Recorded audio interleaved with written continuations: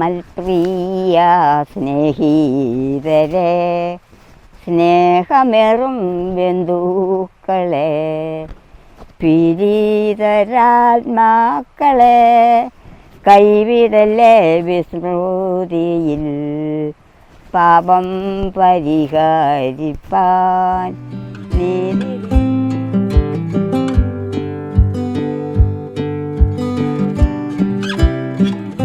105-ാം വയസ്സിലും തൻ്റെ ദൈനംദിന കാര്യങ്ങളെല്ലാം ചുറുചുറുക്കോടെ നിർവഹിക്കുന്ന, കറിക്കരിയുന്ന, വീട് വൃത്തിയാക്കുന്ന ഒരു മിടുക്കിയായ അമ്മച്ചിയുണ്ട് കാസർഗോഡ് കോഴിച്ചാലിൽ.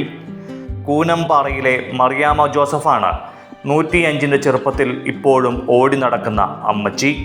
വിശ്വാസത്തിലും പ്രാർത്ഥനാ ജീവിതത്തിലും ഈ അമ്മച്ചി മക്കൾക്ക് ഒരു മാതൃക തന്നെയാണ്. എനിക്ക് 104 കഴിയുന്നു വയസ്സൊക്കെ. മക്കളൊക്കെ എനിക്ക് 10 മക്കളുണ്ടായിരുന്നു. 10 മക്കളിൽ 4 മക്കൾ മരിച്ചു പോയി, 6 മക്കൾ ഇപ്പോഴുണ്ട്. ഇപ്പം ഞാൻ 5-ാമത്തെ തലമുറ കണ്ടുകൊണ്ടിരിക്കുന്നു. കൊയ്ത് കെട്ടുന്ന നെല്ലില്ലേ, അത് കുത്തി ആ കഞ്ഞി കുടിക്കും. പിന്നെ പറമ്പിൽ കപ്പയുണ്ട്, അത് പറിച്ച് വേവിക്കും. പിന്നെ ചേന, ചേമ്പ്, അതിൻ്റെ കാലം കഴിയുമ്പം പിന്നെ പ്ലാവ്, ചക്ക കഴിക്കാൻ തുടങ്ങി. പിന്നെ ചക്ക അതൊക്കെ കഴിച്ചോണ്ടിരുന്നു. പിന്നെ കറികൾ മേടിക്കാൻ പൈസയൊക്കെ ബുദ്ധിമുട്ടായതുകൊണ്ട് തൊട്ടിലെ മീൻ വലയിട്ടിട്ടോ അല്ല നഞ്ച് കലക്കി. നഞ്ച് കലക്കിയിട്ട് പറഞ്ഞാൽ അറിയാമോ? അതൊക്കെ കലക്കിയിട്ട് മീൻ പിടിക്കും. അല്ലാതെ കൊണ്ട് പ്രത്യേകിച്ച് ആരോഗ്യത്തിന്. പിന്നെ കുറച്ച് കഴിഞ്ഞു ആട് വളർത്തു. ഇഷ്ടംപോലെ പാല് കുടിക്കാറുള്ളതൊക്കെ വലിയ വളർത്തു. ഇഷ്ടംപോലെ പാലുണ്ടായിരുന്നു. ഏറ്റവും ഇഷ്ടമുള്ളത് കപ്പയും ചോറും. എനിക്ക് 3 മക്കളായപ്പം മലബാറിലോട്ട് വന്നതാണ്. മൂത്തതിന് 5 വയസ്സായി, അതിൻ്റെ ഇളയതിന് 2-2.5 വയസ്സായി, അതിൻ്റെ ഇളയത് ഉണ്ടായിട്ട് 3 മാസമായി. അതിനെ തോളയിലിട്ട് പാളയും ചൂലും കത്തി അരിവാളും ഒക്കെ ആയിട്ട് ഇങ്ങനെ നടന്ന് പോകുന്നത് കടനാട്ടിൽ നിന്ന്. കടനാട് ഇവിടെ വന്നപ്പോഴത്തെ അവസ്ഥ ഒറ്റ മനുഷ്യരെ കാണാനില്ല. ഞങ്ങളൊരു മുതലാളിയുടെ കൂട്ടത്തിലാണ് വന്നത്. അവരാണ് ഞങ്ങളെ കൊണ്ടുവന്നത്. അപ്പം അവിടെ ഞങ്ങൾ വന്നപ്പം കുറച്ച് ദിവസം അവിടെ താമസിച്ചു. പിന്നെ ഞങ്ങൾ സ്ഥലം മേടിച്ച് വേറെ പെരയുണ്ടാക്കി മാറി. കെട്ടിയൻ്റെ പേര് കുഞ്ഞേപ്പ് യോസഫ്. എൻ്റെ ഭർത്താവ് മരിച്ചിട്ട് 20 വർഷമായി. നെല്ലിങ്കപ്പ നാട്ടിൽ കപ്പ തിന്നാൻ ബുദ്ധിമുട്ടായിട്ടാണ് മലബാറിലോട്ട് പോകുന്നത്. കപ്പ ഇഷ്ടം പോലെ തിന്നാനും. ഇവിടെ വന്നിട്ട് കുറേ കാട്ടുപന്നിയൊക്കെ മാന്തും, എന്നാൽ കുറേയെല്ലാം കിട്ടും. അങ്ങനെയൊക്കെ ഇഷ്ടം പോലെ നെല്ലും കപ്പയും ആവശ്യം പോലെ. കുറച്ചൊക്കെ ഒരു ബുദ്ധിമുട്ടുണ്ടായിരുന്നു. എങ്ങനെ നോക്കിയെന്നാലും ഒന്നുമില്ലല്ലോ. നോക്കുന്നതൊക്കെ എല്ലാം ഒരു കാന്താരി മുളകാണേലും നട്ട് പിടിപ്പിച്ച് വരണ്ടായേ. അങ്ങനെയൊക്കെ ഒരു ബുദ്ധിമുട്ടുണ്ടായിരുന്നു. സ്ഥലം മേടിച്ചത് 5 ഏക്കർ. അതിൽ കുറേ ഭാഗം പിന്നെ പണിയെടുത്തു. കുറേ ഭാഗം ഒത്തിരി പേരില്ലല്ലോ പണിയെടുക്കാനും എടുപ്പിക്കാനും. കുറച്ച് ഭാഗമൊക്കെ കാട് പിടിച്ച് കടന്നു. പിന്നെ മക്കളോ അറിവായി ഒക്കെ വന്നപ്പോൾ മക്കളെയും കൂടെ കൂട്ടി പിന്നെ ഓരോരുത്തരും പുറകെ വരാൻ തുടങ്ങി ആൾക്കാർ. അവർ പോയല്ലോ, അവർക്ക് സുഖമാണ്, നമുക്കും പോകാമെന്നും പറഞ്ഞ് അയൽവക്കത്തുള്ളവർ പുറകെ വന്ന് ആൾക്കാരായി. ഇപ്പം എല്ലാവരും അങ്ങനെ സഹകരിച്ച് അവനവന് പറ്റുന്ന സ്ഥലം മേടിച്ച് എല്ലാവരും കൃഷി ചെയ്ത് എല്ലാവരും ഒന്നുപോലെ ജീവിച്ചങ്ങ് പോയി.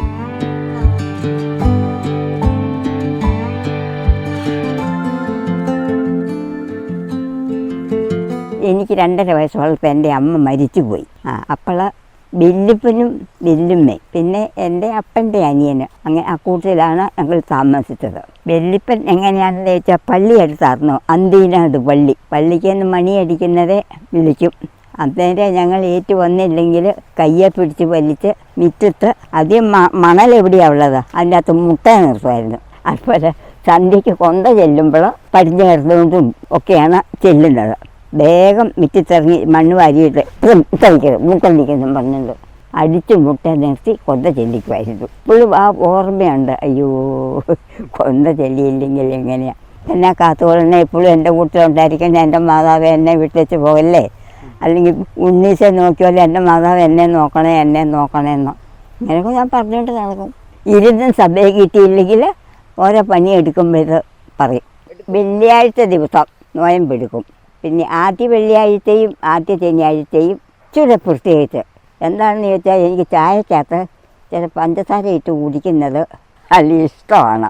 അന്ന് ഞാൻ ആ പഞ്ചസാര അങ്ങനെ ഒഴിവാക്കി എൻ്റെ പാവപരിഹാരത്തിന്, മക്കളുടെ പാവപരിഹാരത്തിന് എനിക്കൊരാപത്തപ്പെടോടോ ഒന്നും വരുത്താതെ എന്നെ തമ്പുരാൻ കാത്തുകൊള്ളാൻ വേണ്ടിയിട്ട് തമ്പുരാൻ്റെ സ്തുതിക്കായിട്ട് എൻ്റെ മാതാവ് എനിക്ക് വേണ്ടി പ്രാർത്ഥിക്കണമെന്നും പറഞ്ഞ് ഞാൻ അതങ്ങ് ഒഴിവാക്കുന്നു. ചെറുപ്പം മുതലൊക്കെ അത് ശീലിച്ചു പോയതാണ്. ചെറുപ്പം 2 നോയമ്പ്, 25 നോയമ്പും 50 നോയമ്പും എടുക്കും. ഇതുവരെ 25 നോയമ്പും 50 നോയമ്പും മുടക്കിയിട്ടില്ല. കുർബാന ചെല്ലിക്കാൻ എൻ്റെ എമ്പടി കുർബാന ചെല്ലിക്കാറുണ്ട്. എല്ലാ സുത്തീരാത്മാക്കൾക്ക് വേണ്ടിയിട്ടും എൻ്റെ മാതാപിതാക്കൾ, എൻ്റെ കെട്ടിയന് എന്ന് വേണ്ട അങ്ങനെയുള്ളവർക്ക് വേണ്ടിയിട്ട്, അതല്ലാതെ വേണ്ടിയിട്ടും. പള്ളിയിലൊക്കെ എങ്ങനെയാണ് പറഞ്ഞു ചോദിച്ചെന്നാൽ അടുക്കളയിലിരിക്കാൻ ആളുണ്ടെന്ന് വരിയിൽ നിങ്ങളിവിടെ ഇരുന്നോ, ഞാൻ പള്ളിയിൽ പോയിട്ട് വേഗം വരാം, അല്ലെങ്കിൽ തലേ ദിവസം എല്ലാം പണി ഒതുക്കി പെറുക്കി വെച്ചേച്ച് പിള്ളേർ പള്ളിക്കൂട്ടി പോകേണ്ടവരുണ്ടെങ്കിൽ നാളെ പള്ളിയിൽ പോകേണ്ടതാണേ മക്കളെ, നമുക്കിത് ഒതുക്കി വെക്കാം എന്നും പറഞ്ഞ് വെച്ചിട്ട് കെട്ടിയും കാണും വീട്ടിൽ. അപ്പം ഞാൻ പിള്ളേരെ വിളിച്ചു കൂട്ടി പള്ളിയിൽ പോകും. ഇതെൻ്റെ അമ്മച്ചി, ഞാൻ അമ്മച്ചിയുടെ 9ാമത്തെ മകളാണ്. ഇത് ഞങ്ങളുടെ സുന്ദരി അമ്മച്ചിയാണ്. ഞങ്ങൾ സുന്ദരി എന്നാണ് വിളിക്കുന്നത്. അമ്മച്ചിയുടെ കയ്യിൽ ഇങ്ങനെ പിടിക്കുവാണെങ്കിൽ അമ്മച്ചി ഞങ്ങളെക്കാൾ സ്പീഡിൽ പോയിക്കോളും.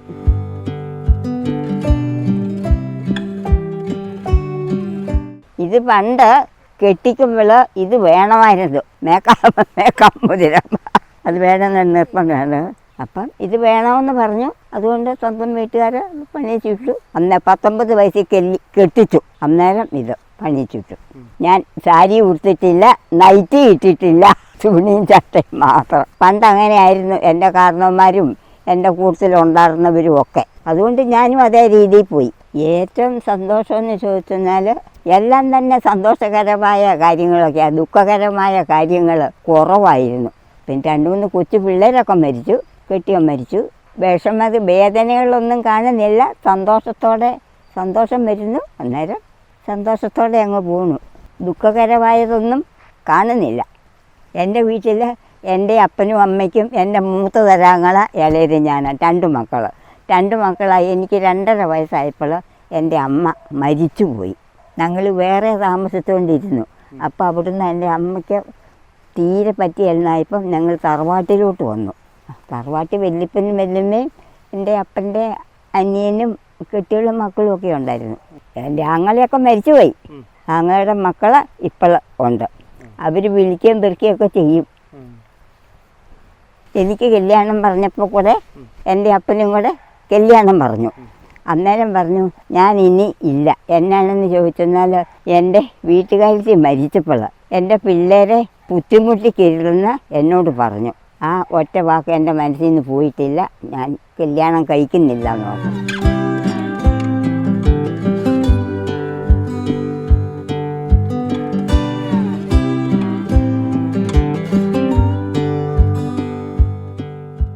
ഇപ്പോൾ അങ്ങനെ കഴിവായ പണിയൊന്നുമില്ല.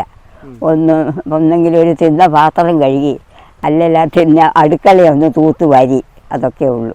പോലെ ഭാഗ്യം കിട്ടും എന്ന് ഞാൻ ചിന്തിച്ചതല്ല, വിചാരിച്ചതല്ല. എല്ലാവരുമായിട്ട് സന്തോഷത്തോടെ ജീവിച്ചു പോകുന്നു.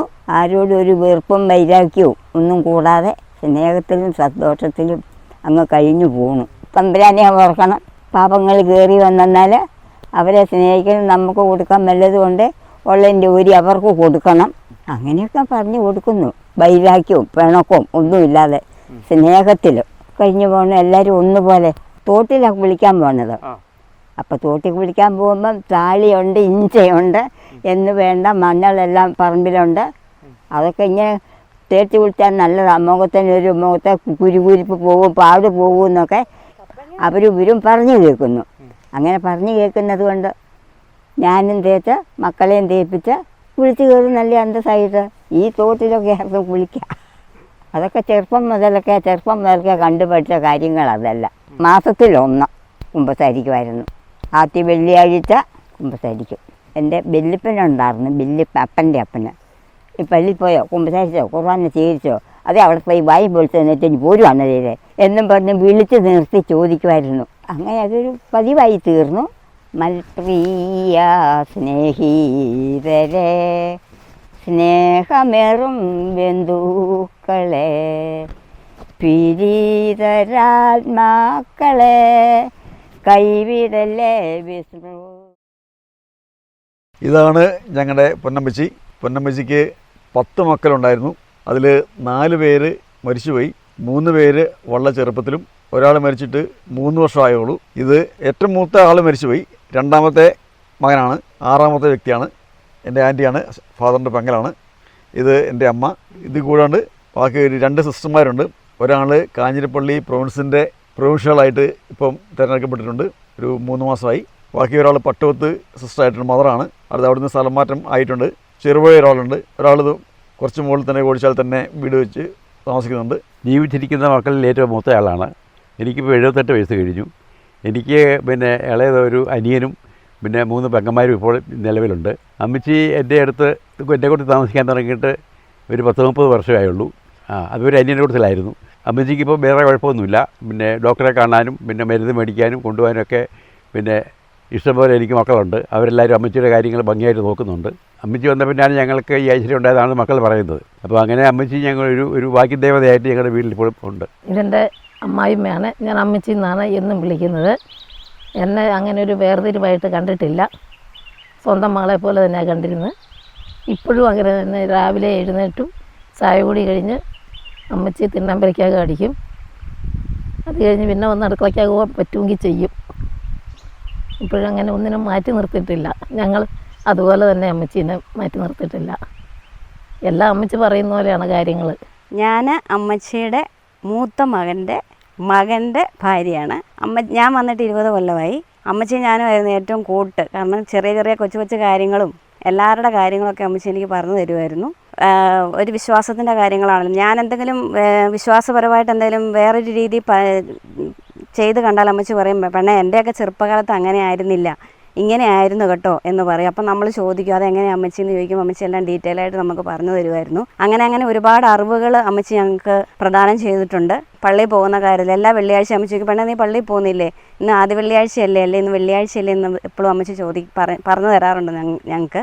അപ്പോഴായിരിക്കും നമ്മൾ ഓർക്കും ഇന്ന് വെള്ളിയാഴ്ചയാണല്ലോ, പള്ളി പോയില്ലല്ലോ എന്ന്. അതുപോലെ നോയമ്പിൻ്റെ കാര്യമാണേലും വെള്ളിയാഴ്ച ദിവസം രാവിലെ ഞാൻ വീട്ടിൽ ചെല്ലുവാണെങ്കിൽ അമ്മച്ചി ചോദിക്കും, പെണ്ണെ ഇന്ന് വെള്ളിയാഴ്ച കേട്ടോ, നീ മീൻ കൂട്ടുന്നുണ്ടോ എന്ന് ചോദിക്കും. അത് കേൾക്കുമ്പോൾ തന്നെ നമുക്ക് കൂട്ടാൻ ആഗ്രഹം ഉണ്ടെങ്കിലും നമ്മളതങ്ങ് വേണ്ടെന്ന് വെക്കും. കാലാവസ്ഥയിൽ ചില വ്യതിയാനങ്ങളൊക്കെ വരുമ്പോൾ അമ്മച്ചി പറയും, ഞാനൊക്കെ ഉള്ളപ്പോൾ ഇങ്ങനെയാണ്, അതായത് ഇന്ന സമയത്ത് മഴ പെയ്താൽ ഇന്നത് ഉണ്ടാകും. അപ്പം ഞങ്ങളുടെയൊക്കെ തലമുറയിൽ അതൊന്നും ഞങ്ങൾക്ക് അറിയത്തില്ലായിരുന്നു. അതൊക്കെ അമ്മച്ചി ഞങ്ങൾക്ക് പറഞ്ഞു തന്നിട്ടുള്ള കാര്യങ്ങളാണ്. ഞങ്ങൾ ഇല്ലെങ്കിൽ അമ്മച്ചി എല്ലാ പണിയും ചെയ്യും. ഞങ്ങൾ എങ്ങോട്ടെങ്കിലും മാറിപ്പോവുകയാണെങ്കിൽ അമ്മച്ചി സർവ്വ നീറ്റായിട്ട് ഞങ്ങൾക്ക് പോലും, ഞങ്ങളുടെ ഈ തലമുറയ്ക്ക് പോലും അത്ര നീറ്റില്ല, അതുപോലെ അമ്മച്ചി ചെയ്ത് വെക്കും. അതുപോലെ ഓണസമയമൊക്കെ വന്നു കഴിയുമ്പോൾ പിള്ളേർക്ക് ഊഞ്ഞാലൊക്കെ കെട്ടിക്കൊടുക്കും. അപ്പോൾ അമ്മച്ചി പറയും, എൻ്റെ പെണ്ണെ ഞാൻ എൻ്റെ ചെറുപ്പകാലത്ത് ഇതുപോലെ ഊഞ്ഞാലൊന്നും ആടിയിട്ടില്ല എന്ന് പറഞ്ഞു. അതുകൊണ്ട് ഞങ്ങൾ 3 പേരും കൂടി, ഈ പിള്ളേരും അനിയത്തി എല്ലാവരും കൂടി ഊഞ്ഞാലെ കയറ്റിയിരുന്ന് അടിച്ചു. അങ്ങനെ അമ്മച്ചിയുടെ ആഗ്രഹങ്ങളെല്ലാം ഞങ്ങൾ തീർത്ത് കൊണ്ടിരുന്നു. ഇപ്പോഴും അമ്മച്ചിക്ക് നടക്കാനും ആളുകളെ കാണാനും അവരോട് സംസാരിക്കാനും ഒന്നും ഒരു കുഴപ്പവും ഇല്ല. പള്ളിയിൽ പോകാനും മറ്റുള്ളവരുമായിട്ട് ഇടപെടാനും ഒക്കെ അമ്മച്ചിക്ക് നല്ല ഉത്സാഹമാണ്. എനിക്ക് 60 വയസ്സായതേ ഉള്ളൂ. പക്ഷേ അമ്മച്ചിയെക്കാളും ആരോഗ്യ പ്രശ്നങ്ങൾ എനിക്കാണുള്ളത്. അമ്മച്ചിക്ക് ഇപ്പോൾ 105 വയസ്സായി. 105 വയസ്സിൻ്റെ ആഘോഷം ഞങ്ങൾ നടത്തി. 100-ാം വയസ്സിൻ്റെ ആഘോഷം ഞങ്ങൾ വളരെ ഗംഭീരമായി നടത്തി. ഞങ്ങളെ സംബന്ധിച്ച് അമ്മച്ചിയാണ് ഞങ്ങൾക്ക് എപ്പോഴും ഒരു വഴികാട്ടിയായിട്ട് മുമ്പ് നിൽക്കുന്നത്. പ്രത്യേകിച്ചും പ്രാർത്ഥനാ കാര്യങ്ങളായാലും മറ്റെന്ത് കാര്യങ്ങളായാലും അമ്മച്ചി ഞങ്ങൾക്കൊരു വഴികാട്ടിയാണ്. അമ്മച്ചി എല്ലാ വെള്ളിയാഴ്ചയും ഇപ്പോഴും കൃത്യമായിട്ട് തന്നെ നോയമ്പെടുക്കാറുണ്ട്. എല്ലാ കാര്യങ്ങളും വളരെ ആക്റ്റീവായിട്ട് ഇപ്പോഴും ചെയ്യും. ഇപ്പോഴും രാവിലെ ഏൽക്കുന്നു, ചായ കുടിക്കുന്നു, അതിനുശേഷം ചൂലെടുത്ത് മുറ്റമടിക്കുന്നു, കരിക്കരിയുന്നു, പാത്രങ്ങൾ കഴുകുന്നു, എന്തു വേണ്ട വീട്ടിലെ ഒരുമാതിരിപ്പെട്ട എല്ലാ പണികളും അമ്മച്ചി ഈ 105-ാം വയസ്സിലും വളരെ കൃത്യതയോടെ ചെയ്യാറുണ്ട്. അമ്മച്ചിക്ക് ഒരാളുടെ സഹായം ഇല്ലാണ്ട്, ഒരു കാര്യത്തിലും ഒരാളുടെ സഹായം ഇല്ലാണ്ട് എല്ലാ കാര്യങ്ങളും സ്വയം പര്യാപ്തതയോടുകൂടി ഇപ്പോഴും വളരെ നന്നായി തന്നെ അമ്മച്ചി ചെയ്യുന്നുണ്ട്. ഞാൻ അമ്മച്ചിയുടെ കൊച്ചുമാനാണ്. എനിക്ക് എൻ്റെ അമ്മച്ചി വല്യമ്മച്ചിക്കിട്ട് പറയുമ്പോൾ ഒരുപാട് കാര്യങ്ങൾ പറയാറുണ്ട്. എൻ്റെ മനസ്സിലും തങ്ങി നിൽക്കുന്ന ഒരു കാര്യം അമ്മച്ചിയുടെ പങ്ക്ച്വാലിറ്റിയാണ്. കറക്റ്റ് സമയത്ത് കുരിശ് വരയ്ക്കും, കറക്റ്റ് സമയത്ത് ഭക്ഷണം കഴിക്കും, കുളിക്കാനുള്ള സമയം എല്ലാം കറക്റ്റായിട്ടാണ് അമ്മച്ചി ചെയ്തു വരുന്നത്. വൈകിട്ട് TV കാണേണ്ട സമയമുണ്ട്, ആ സമയത്ത് TV കാണാറുണ്ട്. ഏറ്റവും കൂടുതൽ കാണുന്നത് പ്രാർത്ഥന ചാനലാണ്. ശാലോം TV ആണ് ഏറ്റവും കൂടുതൽ അമ്മച്ചി കണ്ടുകൊണ്ടിരിക്കുന്നത്. എല്ലാവരെയും ഒരേപോലെ കൊണ്ടുപോകാനായിട്ടും എല്ലാവരുടെ കാര്യങ്ങളും അറിയാനായിട്ടൊക്കെ അമ്മച്ചി ഒരുപാട് ട്രൈ ചെയ്യുന്നുണ്ട്. എല്ലാവരുടെ കാര്യങ്ങളും അമ്മച്ചിക്ക് കറക്റ്റ് അറിയണം. അമ്മച്ചിക്ക് കാറ്റുമ്പോഴൊക്കെ ഒന്ന് കറണ്ട് പോയി കഴിഞ്ഞാലും TV കാണേണ്ട സമയത്ത് TV കാണാൻ പറ്റിയില്ലെങ്കിൽ അമ്മച്ചിക്ക് അരിശമാണ്. അപ്പോൾ KSBക്കാർ പറയും അവരെവിടെയാണ് പണിയെടുക്കാത്തത്, എന്താണ് കറണ്ട് ഇല്ലാത്ത, എന്താണ്, അതൊക്കെ അമ്മച്ചി ഇങ്ങനെ പറയാറുണ്ട്. അത് അമ്മച്ചിയുടെ ഒരു എന്താ പറയുന്നത്, ഒരു ജിജ്ഞാസ ആകാംക്ഷയൊക്കെ കൊണ്ടാണ് അമ്മച്ചി അങ്ങനെ പറയുന്നത്. ഇത് കാണാൻ പറ്റുന്നില്ലല്ലോ, ആ ഒരു ഇതാണ് പറയുന്നത്. ഞാൻ അമ്മച്ചിക്ക് നമ്മുടെ അടുത്തുള്ള നമ്മുടെ കുളത്തിൽ നിന്ന് മീൻ പിടിച്ചു കൊടുക്കും, അത് വൃത്തിയാക്കി കൊടുക്കാറുണ്ട്. അമ്മച്ചി വറക്കും തന്നെ. പിന്നെ ഞാൻ അമ്മച്ചീൻ്റെ കൊച്ചുമകനുമാണ്. താഴത്തെ വീട്ടിൽ നിന്ന് ഫോണൊക്കെ നോക്കാറുള്ള സമയത്ത് അമ്മച്ചി ഈശോയുടെ കഥകളും ഈശോയ്ക്ക് എന്തേലും അടികൾ ചമ്മട്ടി വെച്ച് കിട്ടുന്നുണ്ട്, അതെല്ലാം അമ്മച്ചി എനിക്ക് പറഞ്ഞു തരാറുണ്ട്.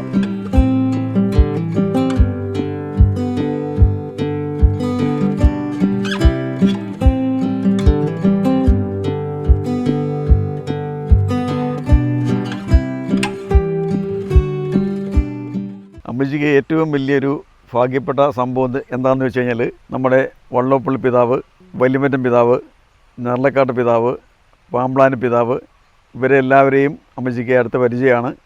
ഇത്രയും പിതാക്കന്മാർ അമ്മച്ചിയെ കാണാൻ വേണ്ടി ഇവിടെ വന്നിട്ടുണ്ട്. ഇവരുടെ എല്ലാം അടുത്ത് അമ്മച്ചി സംസാരിച്ചിട്ടുണ്ട്. പാമ്പ്ളാനി പിതാവാകുന്നതിന് മുമ്പും പിതാവായതിനു ശേഷവും ഇവിടെ വന്ന് അമ്മച്ചിക്ക് സംസാരിപ്പിക്കുകയും കുർബാന കൊടുക്കുകയൊക്കെ ചെയ്തിട്ടുണ്ട്. അത് അമ്മച്ചിയെ സംബന്ധിച്ച് മാത്രമല്ല, ഞങ്ങളെയൊക്കെ സംബന്ധിച്ച് വലിയൊരു അനുഗ്രഹപ്രദമായ സംഭവമാണ്. പിന്നെ ഈ 105-ാം വയസ്സിലും അമ്മച്ചി എല്ലാ 2-ാം ശനിയാഴ്ചയും കുമ്പസാരിക്കുകയും കുർബാന കൈക്കൊള്ളുകയൊക്കെ ചെയ്യുന്നുണ്ട്. ഈ 105-ാം വയസ്സിലും ജീവിച്ചിരിക്കുന്നു എന്നതല്ല, അത് എത്ര നന്നായി ജീവിച്ചിരിക്കുന്നു, എത്ര നന്നായിട്ട് കാര്യങ്ങൾ ചെയ്യുന്നു, എത്ര നന്നായി ഓർമ്മയുണ്ട്, അതൊക്കെയാണ് ഏറ്റവും വലിയ ഒരു വിലപ്പെട്ട സംഭവമായിട്ട് കാണേണ്ടത്. അമ്മച്ചിയെ സംബന്ധിച്ച് അമ്മച്ചി ഇന്ന് വരെയും കണ്ണട ഉപയോഗിച്ചിട്ടില്ല. പക്ഷേ ഇപ്പോഴും ഏത് പേപ്പറിലെയും ഏത് ചെറിയ അക്ഷരവും വളരെ കൃത്യമായിട്ട് അമ്മച്ചി ഇപ്പോഴും വായിച്ച് എല്ലാവർക്കും പറഞ്ഞു തരും. 16 ചാപ്പിയിൽ അടുപ്പ് സ്ഥാപിച്ചു. ദുഃഖാചരണം ഇന്നുകൂടി. കോൺക്രീറ്റീവ് ഒരുക്കമായി. ഇപ്പം എൻ്റെ വലിയ ആക്കിയെന്ന് വെച്ചാൽ എനിക്ക് കട്ടിക്കുഴിയിലിങ്ങനെ ഒത്തിരി നാൾ കിടക്കാതെ എനിക്ക് വേഗം മരിക്കണമെന്നുള്ള ഒരു ആശയമാണ് എൻ്റെ മനസ്സിലുള്ളത്. ആർക്കും ബുദ്ധിമുട്ടൊന്നും വരുത്താതെ, ആരെയും ബുദ്ധിമുട്ടിക്കാതെ. ഇപ്പോഴെനിക്ക് തന്നെ അന്നേരമേ തൊള്ളി വെള്ളം എടുത്ത് കുടിക്കണമെങ്കിൽ തീർച്ചയായിട്ടും എടുത്ത് കുടിക്കാമല്ലോ. തമ്പുരാൻ അങ്ങനെ കൈവിടാതെ എന്നെ കാത്തുകൊള്ളണേന്ന് ഞാൻ പ്രാർത്ഥിച്ചുകൊണ്ടിരിക്കുന്നു. എല്ലാം കഴിഞ്ഞ് എത്രയോ ചെറുപ്പക്കാർ മരിച്ചു പോണു, എത്രയോ ചെറുപ്പക്കാർ ഏറ്റ് നടക്കണം എന്ന് വിചാരിക്കുന്നവരൊക്കെ ഉണ്ട്. അങ്ങനെയുള്ളപ്പം ഞാൻ ഇത്ര നാളും തമ്പുരാൻ ഒന്നുമില്ലാതെ എന്നെ നടത്തി കൊണ്ടുവന്നു. എല്ലാം വേണ്ടതുപോലെ എല്ലാം ചെയ്യുന്നു. ദൈവസ്നേഹം വർണ്ണിച്ചിടാൻ വാക്കുകൾ പോരാ, നന്ദി ചൊല്ലി തീർക്കുവാനീ ജീവിതം പോരാ. കഷ്ടപ്പാടിൻ കാലങ്ങളിൽ രക്ഷിക്കുന്ന സ്നേഹമോർത്താൽ എത്ര സൂചിച്ചാലും മതി വരുമോ ദൈവസ്നേഹം വർണ്ണിച്ചിടാൻ വാക്കുകൾ പോരാ, നന്ദി ചൊല്ലി